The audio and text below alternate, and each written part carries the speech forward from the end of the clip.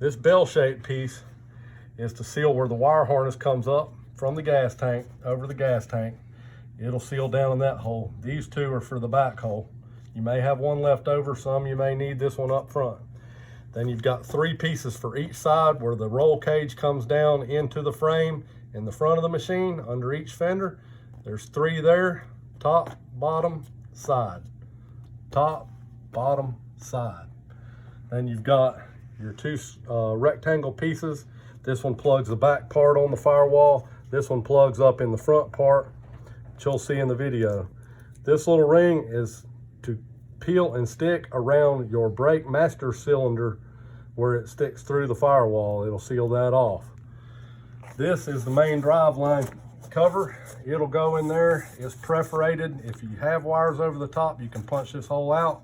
It'll fit itself back together once it's pulled apart. This back piece will seal up in the back once that's in. This front arch piece will seat back up on the front, and that'll be in the video as well.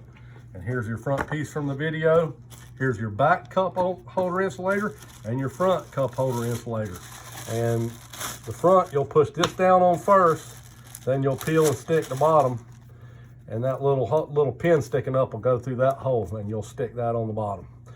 This is the back drive line plug. When it's finished in place, it'll be like this. Those little tabs will be up in the frame and it'll hold it up in there. These 2 little strips right here are going to be shown in the video as well, and they go in between the 2 cab panels underneath the front fender. You'll see where the crack is. If you look hard enough, you'll see it there. This little round piece goes where your coolant reservoir has a hole up in the firewall. You'll stick this on from the inside. Then you have your pieces of metal tape, and those go on each side of this under the frame where the top of the fender wells rest on the cab. Okay, we all know if we pull the dash panel off, we can see down into the floorboard. So we know hot air can blow through there. We know it comes in through here. Problem is, when this shuts, this doesn't seal down on the top right there or right there, and there's a big triangular opening there. So this actually serves as a funnel to let hot air blow right into the cab all the way across the front, because this is just plastic sitting on plastic, so air's going to go by that as well. So to take care of that, we've designed this gasket that goes in like that, and then when it's bent forward and put in place, it actually form fits to this bottom right here. So it seals off there, seals off the triangle, seals off the crack, all with one gasket.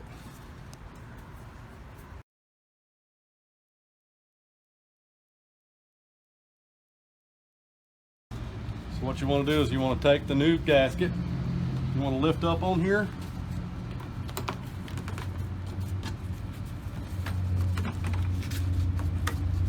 set it in where it's setting over, right there and right here, and then you'll want to bend it frontwards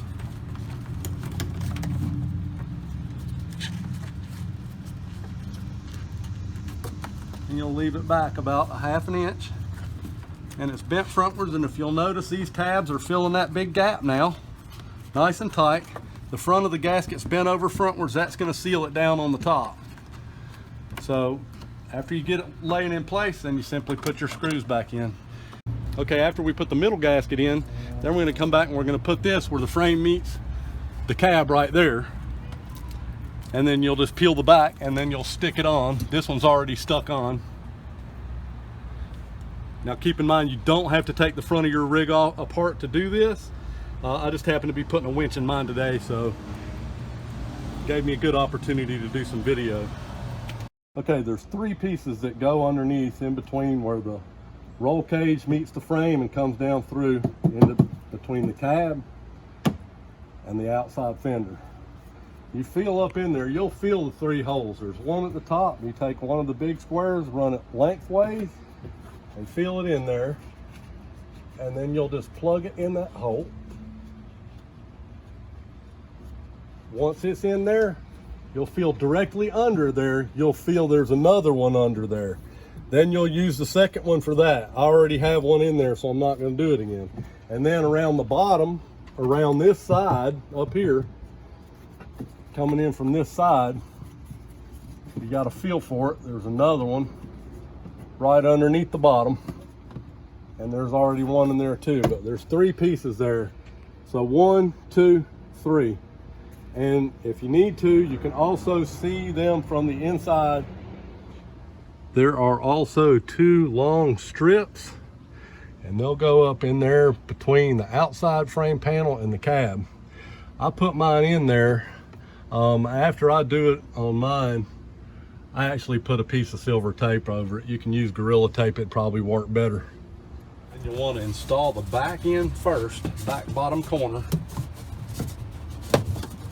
You may need to pull back on the plastic a little bit to get it to go down in, but you want this tab to go on top of the wiring harness. Once you get the back corner in, then you'll bend it up like that.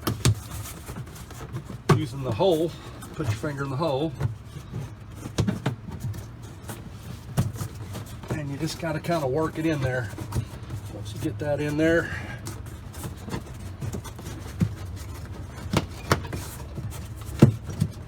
make sure you get it down in between the coolant line and the body panel. Once you get it pushed in there, you'll be able to manipulate it much better. Okay, now that I have it in between, now I can pull this over.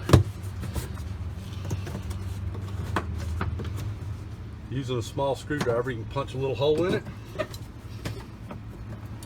Just pull it over on the left side so you're making full contact on this side. Pull the front up like so. If you have extra wires coming over the top, like the 18 turbos and some of the crawlers and probably some of the ride command units, you'll simply use that hole up in the front. It comes in it pre-cut, and you'll just put a slice in the side of it and get it on top of those wires, and those wires will actually hold that part of it up into place. So after you get the driveline insulator installed, you'll want to put this front gasket in, and it just slips up. It slits so it fits over that. You just want to tuck it in on each side. Tuck it down in there on each side so it's nice and stuck in there. And since we put the wires through the hole, you'll want to take this extra square and just right underneath those wires, just push it up in there. Now you've got perfect seal.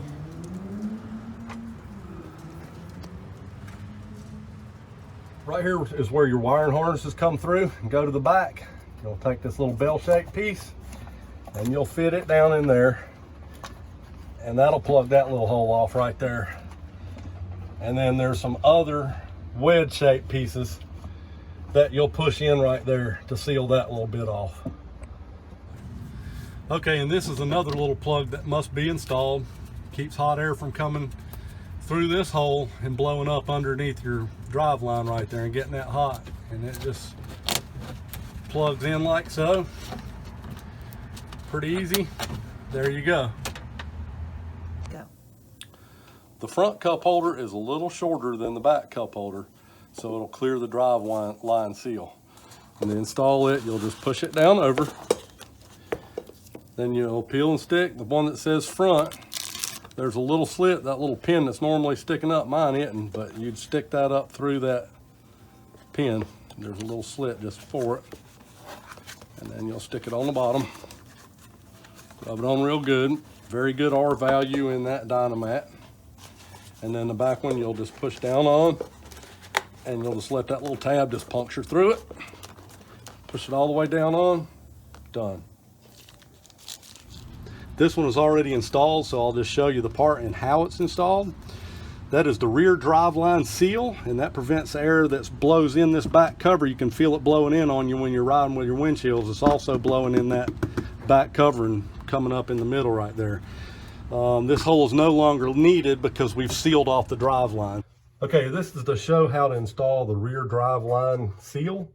If you'll notice, there's some little tabs on the end. When it's completed, they'll be bent up like this and pushed up into the above the frame of the machine right there. In my case, I've cut the corner off because I have an antenna wire coming through. You'll want to bend the little tab down that holds your seatbelt sensing wire.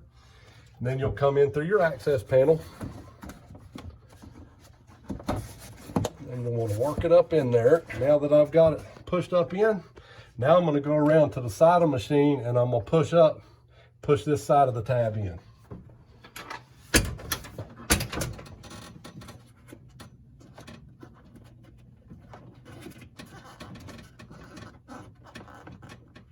Okay, that one's in. Now I'm going to go to the other side.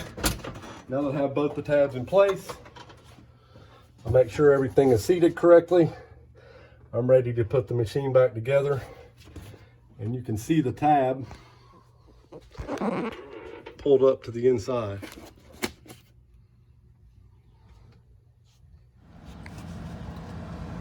One more thing, there's a seam where the top of the cab meets the bottom of the cab. A lot of hot air from the radiator blows through that into the cab.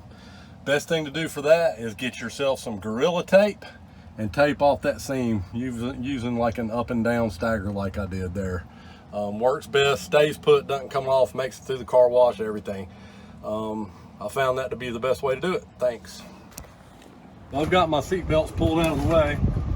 You want to take the under seat parts, fold them up out of the way, and then you're just going to push it up underneath your window.